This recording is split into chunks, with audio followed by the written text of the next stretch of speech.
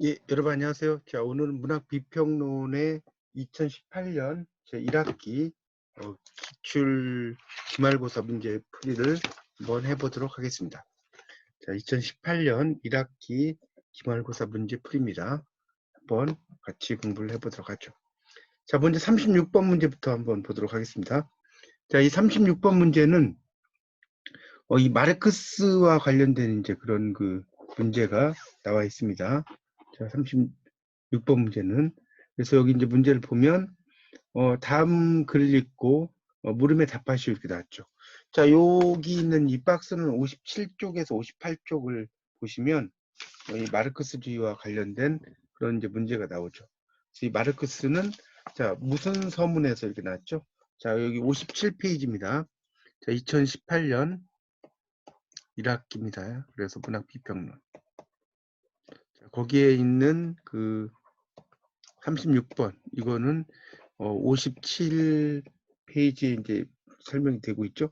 그래서 여기 무슨 서문이라고 이제 나오냐면 거기 보면 정치 경제학 서문이라고 나와요. 정치 경제학 비판 서문. 그래서 이 정치 경제학 비판이 들어간 게 답이죠. 그래서 4번이 답이 되겠고요. 자, 그다음에 그래서 이제 여기에서는 이제 당연히 뭐겠습니까? 이 상부 구조, 경제적 구조, 뭐 상부 구조 이런 게 나오는데 여기에 보면 이제 그런 그 인간은 그들 생활의 사회적 생산과 생산 과정에서 일정한 필연적인 자신의 의지로부터 독립된 관계, 즉 그들의 물질적 생산력의 일정한 발전 단계에 조응하는 이 조응이라는 것은 이제 빛을 조자에다가 응아를 응자를 쓰는 겁니다. 조응. 그래서 여기에 이제 조응하는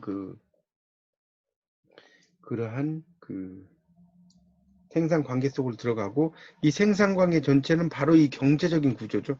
마르크스는 당연히 이제 이 경제와 관련된 걸 이야기했기 때문에 경제적 구조가 답이 되겠죠. 57쪽의 밑에서 둘째 줄에 경제적 구조가 나와 있습니다. 자, 그래서 37번은 경제적 구조가 답이고요. 자, 38번 문제를 보시면 위대한 예술은 항상 리얼리즘과 휴머니즘에 불가분한 그런 통일체가 되었고 그런 것이 나오죠. 그 다음에 인간의 총체성을 묘사하고 인간의 존엄성을 소해왔다라고 주장한 사람이 누구냐 이렇게 나왔죠. 여기서 이제 포인트는 총체성이죠. 총체성. 이 총체성을 주장한 그런 그 비평가는 바로 누굽니까? 바로 루카치죠. 루카치. 루카치는 그런 총체성을 상당히 이제 이야기를 많이 하고 있죠. 위대한 예술이라고 하는 것은 바로 이런 그 총체성과 관련이 있다. 이렇게 이제 볼 수가 있습니다. 그 64페이지를 보시면 여러분 교재 64페이지에 보면 이제 총체성이란 말이 계속 나오고 있죠. 이 루카치와 관련돼서는 이 총체성에 대한 이야기들이 계속 언급이 되고 있습니다. 그래서 위대한 예술, 총체성 그런 걸 좀 이해하시면 되겠습니다. 그렇게 이제 보시면 되죠. 거기 두 번째 단락의 첫째 줄에도 이제 루카치의 총체성이 나오고요. 그다음에 세 번째 단락의 또 첫째 줄에도 이 총체성이라는 말이 계속 언급되고 있습니다. 자, 39번 문제는요. 골드망의 숨은 시는 17세기의 법복귀족 그룹의 비극적 세계관을 연구했는데 그가 법복귀족 그룹의 세계관을 적용한 팡세의 사상가가 누구냐 이렇게 나왔죠. 당연히 이제 팡세를 쓴 사람은 당연히 누구겠습니까? 파스칼이죠. 파스칼. 이 파스칼이 팡세를 쓴 유명한 사람이죠. 여러분 교재 70페이지를 보시면 70페이지가 나오죠. 70페이지. 그래서 거기 보면 이 세계관에 관한 연구고 스문신의 비극적 세계관에 관한 연구, 법복 뭐 이런 말도 나오고요. 그래서 이제 이런 그 팡세를 이제 쓴 그런 그 사람 이런 것은 이제 당연히 파스칼이라고 답을 할 수가 있겠죠. 파스칼. 유명한 이제 그 비평가이죠. 파스칼이. 그래서 답은 1번이 답이 된다고 알 수가 있습니다. 거기 이제 그 나오죠. 거기 이제 보면 이 숨문시는 그 중에서도 17세기의 파스칼과 라신으로 대표되는 법법기조 이런 말 나오죠. 그래서 두 번째 단락의 둘째 줄에 파스칼이 나오고 있습니다. 자, 넘어가고요. 자, 그 다음 문제를 이제 보시면 40번이죠. 프랑크푸르트 학파의 학자로서 대중예술과 그것을 뒷받침하는 기술의 발전은 상업화에 의한 예술에 저급할 나을 뿐이다. 라고 주장한 사람이 누구냐? 이렇게 나왔죠. 자, 이 사람은 누구겠습니까? 자, 73페이지를 펴보세요. 73페이지가 보면 이제 이 베냐민이 계속 나오고 있습니다. 73페이지를 보시면 베냐민이죠. 베냐민. 답은 4번이죠. 그러니까 이 프랑크푸르트 이 베냐민은 바로 이제 프랑크푸르트 학파의 그런 그 사람이라는 것을 알 수가 있죠. 베냐민은. 우리 74쪽에 이제 보시면 두 번째 단락에 보면 나오죠. 베냐민은 이제 보들레르의 시들을 통해 프랑스의 제2 제정기의 파리라는 거대한 근대 도시의 이기적이고 파편화된 삶의 조건들이 모더니즘의 텍스트에 어떻게 반영되었는가를 잘 분석을 한다는 거죠. 그래서 모더니즘에 대한 가능성을 열어준다. 이런 말도 나오고요. 그래서 이 베냐민이라고 하는 이 비평가가 이제 그런 이야기가 되는 그런 게 답이 되겠죠. 그래서 답은 베냐민이 베냐민이 아니고 아도르노죠. 아도르노. 이 아도르노가 답이 되겠죠. 프랑크푸르트 학파, 그다음에 대중의 예술, 그다음에 이제 뒷받침하는 기술 이런 것이 아도르노와 관련이 되는 것이 이야기가 되고 있습니다. 거기 페이지로는 74페이지에 보시면 73페이지를 보시면 그런 이제 아도르노가 나오죠. 그 74페이지에는 이제 이 베냐민에 대한 이야기 그런 게 나오고 73페이지에 보면 이제 이 아도르노가 나오고 있습니다. 아도르노. 거기 보시면 밑에서 73페이지에 보면 예, 거기 이제 뭡니까? 세 번째 단락에 보면 이 아도르노는 대체로 계급투쟁의 범주를 기피했고 역사 변화에서 프롤레타리아가 중심 기능을 갖는다고 고전적 개념을 채택하지 않았다. 이런 말도 나오고 있고요. 이제 베냐민은 이제 그런 쭉 이야기가 되고 있고요. 그 다음에 이제 아도르노가 그 밑에서 네 번째 줄부터 쭉 나오죠. 아도르노. 그래서 루카치가 비판한 모더니즘의 텍스트들 속에서 새로운 현실 반영의 가능성을 발견했다. 예술이 사회 체질을 단순히 반영할 수 없고 리얼리티 안에서 간접적인 종류의 인식을 낳은 73페이지 마지막 단락이 있죠. 자극제로서 주장한다. 예술은 실제 세계에 대한 부정적인 인식이다. 뭐 이런 것을 이야기한 사람이죠. 그게 이제 바로 그 아도르노가 답이 되겠죠.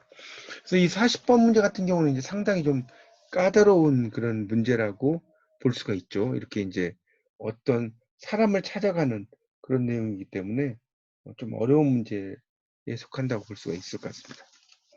40번 문제는. 자, 41번 문제를 이제 보시면, 이 프로이드가 인간의 마음을 세 가지 관점으로 바라본 것과 관련이 없는 거라고 나왔죠. 이 프로이트는 이제 인간의 마음을 봤는데, 이거는 113쪽에 나오죠. 113쪽을 보세요. 113쪽에 보시면, 프로이트가 인간의 마음을 바라본 것에 대한 이야기가 나오죠. 그래서 거기에 보면 이제 112쪽의 마지막 단락이 나오죠. 역동적, 경제적, 지역론적 이런 말 나와요. 자, 그런 관점인데 심리적 관점에 대한 이야기는 언급이 되어 있지 않죠. 그래서 답은 2번입니다. 자, 42번 문제를 보면요. 자, 42번은 이 프로이드에 대한 이제 또 이야기가 나오고 있죠. 이 프로이드의 본능적 충동 이론은 두 가지 전제와 연결되는데 충동들이 대립한다와 또 다른 하나는 이렇게 나왔죠. 대립한다. 또 다른 하나. 이게 이제 이 프로이트의 이야기 중에서 이제 중요한 게 또 뭐겠습니까? 억압이죠, 억압. 억압을 이야기를 한다라고 이해하시면 될 것 같습니다. 거기 이제 문제 보면 이제 압축, 그 다음에 전치, 그 다음에 은유, 은유 이런 말이 나오죠. 압축, 전치, 은유, 그 다음에 억압이라는 것이 나오고 있어요. 그러니까 여기서 이제 그런 것이 나오고 있는데, 여기서는 이제 그 억압이 그 두 가지 전제와 연결되는데 충돌들이 대립하는 이런 이야기가 나오고 있죠. 그러니까 그런 충돌들이 대립한다와 또 다른 그 하나 일어났죠. 여기 보면 이제 117쪽에 보면 그 압축이라는 게 두 번째 단락에 둘째 줄에 나오고요. 그 옆에 또 전치란 말 나오죠. 전치. 그래서 압축은 두 개 혹은 이상의 잠재적인 꿈의 내용을 하나의 복합적 이미지로 축약하는 거고, 전치라는 것은 이제 거기서 네 줄 내려가면 무의식적인 욕망, 잠재적 꿈의 사고가 현시적 꿈으로 현현할 때 현현 나타난다고 그랬죠. 일련의 연상적 고리를 거치면서 본래의 모습과 다른 형태로 자리 바꿈한다 이런 말이 나오고 있습니다. 그렇게 이제 볼 수가 있을 것 같습니다. 그런 것들이 이제 상당히 중요한 내용이고, 이런 것들이 일종의 어떤 비유의 언어 이런 거하고도 연결이 된다 이런 말 나오죠. 그래서 여기서는 이제 그런 것과 또 다른 하나는 억압이겠죠. 억압은 그런 것과 관련이 없다라고 볼 수 있겠죠. 43번 문제를 보시면 라이트에 하면 정신분석 비평은 다양한 방향으로 발전되는데 분열 분석을 개척한 비평가가 누구냐 이게 나왔죠. 자, 그것에 대한 것은 뭐겠습니까? 분열 분석. 자, 이것은 이제 여러분 책에서 그 115쪽을 보시면 뭐 여러 이야기가 나오죠. 그 내용이 나옵니다. 자, 그래서 그것을 이제 이야기를 한 사람이 누구냐라는 것이 나오죠. 자, 여기서 이제 들레주와 갓다리죠. 115쪽. 115쪽에 이제 보면 115쪽을 한번 보겠습니다. 거기 이제 보면은 이제 여러 이 비평가들이 쭉 나오고 있죠. 여러 비평가들이. 그래서 이 이론의 전개에도 이제 보면 여러 비평가를 나옵니다. 그래서 이제 거기 두 번째 줄에 보면 그런 마리 보나파르트 에드거 앨런 포의 생애와 작품, 어네스트 존스의 햄릿과 오이디푸스 이런 이야기 나오죠. 작가의 정신 분석과 작중 인물의 정신 분석 이런 말도 나오고요. 그래서 그 이후에 이제 비평이 뭐 크리스나 레서 쭉 여러 사람들이 나오고 있죠. 락강, 데리다, 그 다음에 후기 구조주의 정신 분석학 들레즈와 갓다리가 나오죠.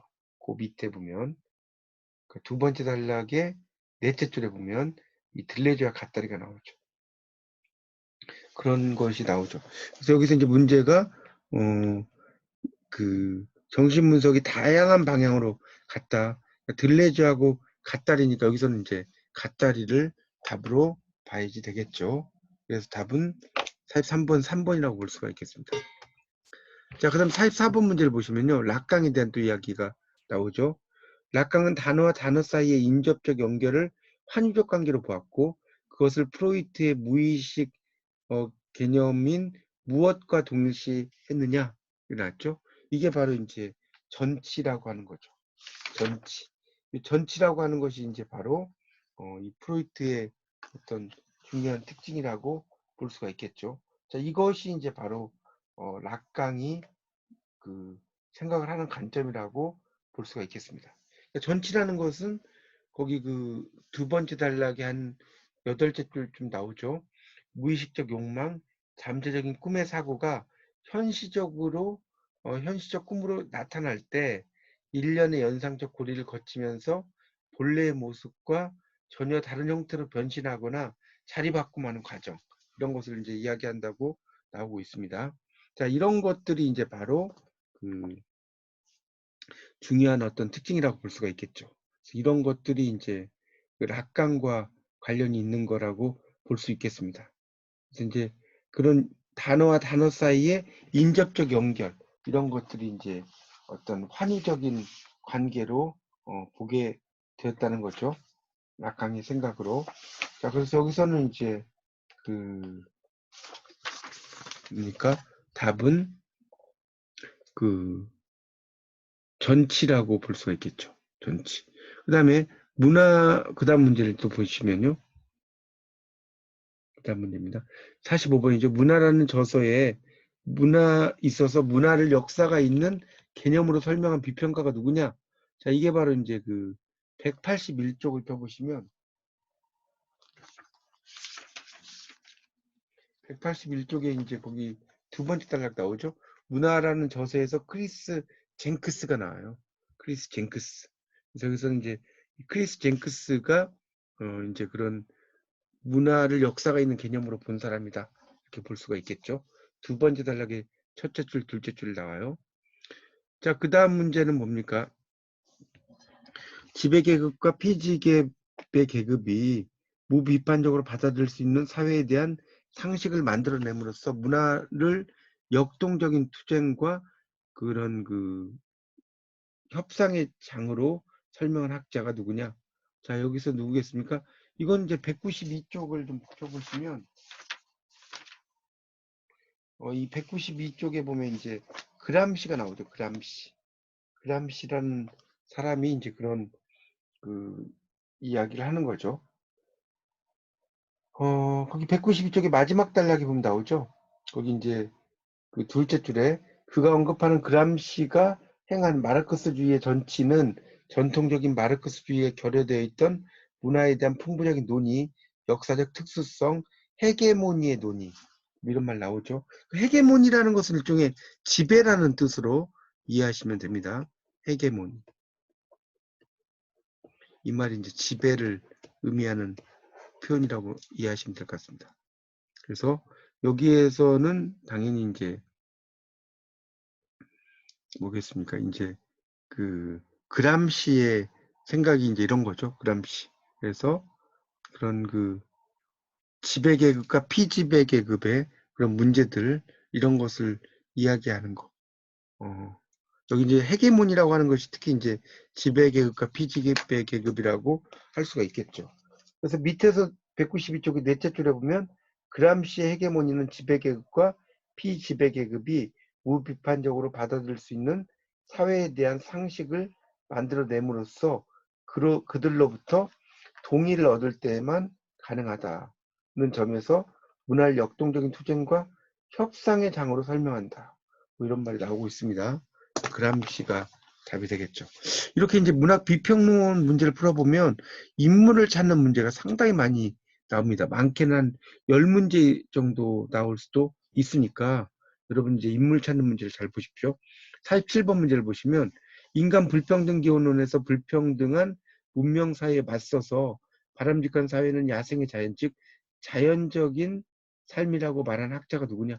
당연히 여기서는 뭐겠습니까? 루소를 이야기하겠죠. 루소가 대표적인 그런 사람이라는 것을 알 수가 있죠. 여러분 교재에는 209쪽에 보면 루소에 대한 이야기가 나오고 있습니다. 루소. 인간 불평등 기원론. 이런 걸 이제 썼고요. 그 다음에 불평등한 문명사에 맞서서 바람직한 사회, 세상. 그게 이제 야생의 자연이라는 거죠. 그러니까 이 루소가 뭡니까? 자연으로 돌아가라. 뭐 이런 말도 이야기를 했죠. 자연으로 돌아가라. 이런 것이 이제 바로 루소의 그런 중심적인 그런 생각이라고 할 수가 있겠죠. 자, 그러니까 답은 루소가 되겠죠. 그래서 이 루소의 또 이 대표적인 인간 불평등 기원론 이런 것도 좀 알아두시면 좋겠습니다. 거기 넷째 줄에 나오죠. 209쪽에 거기에서 루소는 기술의 발명, 언어의 발달, 재능의 시험, 활용 이런 것을 통해서 이제 불평등의 문제를 이야기를 하고 있다. 볼 수가 있겠습니다. 자, 48번 문제를 보면요. 문화 생태학이라는 용어를 최초로 사용한 조지프 미커가 문학의 생태적 위기에 중요한 그런 역할을 할 수 있다고 주장한 저서. 이게 뭐냐? 이게 뭐겠습니까? 이 중에 생존의 희극이죠. 생존의 희극. 자, 그걸 이제 생존의 희극이라고 합니다. 자, 228쪽을 펴보시면 228쪽에 그런 그 뭡니까? 세 번째 단락이 나오죠? 세 번째 단락.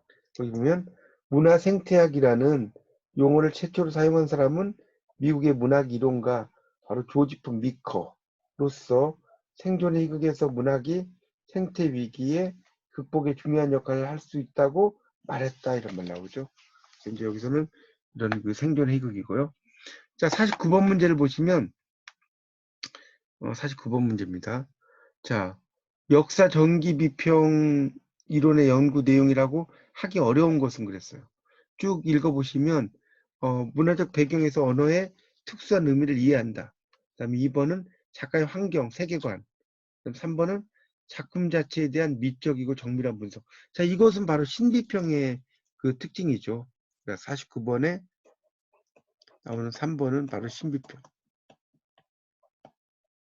바로 뉴 크리티시즘이죠. 이걸 이야기하는 거죠. 이건 아주 쉬운 문제죠. 신비평이 되는 거니까 당연히 이제 3번이 되겠습니다. 4번은 작품이 반영하고 표현하고 있는 당대 문화도 다 연구가 되겠죠. 자, 그 다음에 50번 문제를 보시면 다음 중 원전 미평을 하는 근본적인 목적이라 할 수 있는 것은 여기서는 50번 문제입니다. 당연히 뭐겠어요. 그렇게 하는 이유가 원작을 찾아서 훼손된 부분을 바로잡기 위해서죠. 원전 미평이라고 하는 것 자체가 답은 1번이죠. 아주 쉬운 문제죠. 51번. 엘렌 테이트는 바깥 세계로 향하는 외연적 문자적 의미와 작품 내부로 향하는 내포적 비유적인 의미에서 당기는 힘. 이걸 뭐라고 하죠? 긴장이라고 하죠. 긴장. 당연히 답은 2번이죠. 테이트 긴장, 테이트 긴장. 그러니까 데이트할 때는 긴장해야 된다. 이렇게 이해하시면 될 것 같고요. 자, 그렇게 정리가 됐죠. 52번은 기존의 권위적이고 억압적인 이론 체계에 대한 대응하는 탈구조주의 방법적 전략을 가리키는 용어가 뭐냐 이렇게 나왔죠. 당연히 여기서는 뭐겠어요? 해체죠, 해체. 우리가 이제 탈구조주의라고 하는 것 자체가 해체 비평에 속한다고 볼 수 있어요. 탈구조주의. 이것은 해체 비평. 이렇게 이제 이해를 하시면 될 것 같습니다. 자, 그 다음에 이제 잘 읽고 물음에 답하시오. 이렇게 이제 문제가 나오고 있죠. 내용을 잘 읽고. 자, 그럼 이제 거기 문제를 보시면, 자, 어떤 내용입니까? 제일 처음에 나오는 이제 내용부터 이제 쭉 가나다가 이렇게 있는데, 그 53번 문제부터 이제 보죠. 정치, 사회, 경제, 역사적 측면에서 서구 이성 체계를 해체하고자 한 미셀 푸코의 주장으로 알맞은 것은 이게 이제 문제가 됐죠. 자, 그래서 미셸 푸코의 이 중에서 이제 주장으로 알맞은 주장과 관련된 내용이 뭐냐는 거죠. 여기서 나번이라고 볼 수가 있겠죠. 나번이 뭡니까? 저자는 단순히 글을 쓰는 사람이 아니라 당대의 담론행위. 자, 이 푸코 하면 담론행위가 중요한 거죠. 푸코 담론행위. 자, 이걸 이해하시면 되죠. 그래서 당연히 이제 나번이고요. 자, 정신분석적인 방법을 이용해서 독서행위를 설명한 노먼 홀랜드의 주장을 설명하고 있는 것은 이렇게 나왔죠. 자, 그런 거와 관련된 노먼 홀랜드 이야기. 자, 이건 뭐겠습니까? 가번이죠. 자, 독자는 텍스트를 읽을 때 공포에 대한 방어 기제, 쾌감에 대한 기제를 가지고 독자적인 환상으로 텍스트를 변형시킨다. 이게 나오죠? 이게 이제 여러분 교재에 172쪽. 172쪽을 보시면 홀랜드와 관련된 이야기들이 쭉 설명이 되고 있습니다. 홀랜드와 관련된 이야기들이 쭉 설명이 되고 있으니까 여러분이 한번 잘 읽어보시면 될 것 같습니다. 그러니까 그런 공포에 대한 그런 그 방어 기제 이런 것들을 이제 잘 가지고 독자들이 이제 글을 읽어나간다는 것이 쭉 설명이 되어 있어요. 자, 55번은 위에서 형식주의 비평 시각, 이게 나왔죠? 형식주의 비평 시각으로 나오는 것은 뭐겠습니까? 라번이죠. 라번에 보면 문학의 역사보다는 변하지 않는 문학적인 것, 바로 문학성이란 근본적인 문제로서 어떤 표현이 작품의 전면에 부각되어 나타나는 것이 중요하다. 자, 이게 이제 바로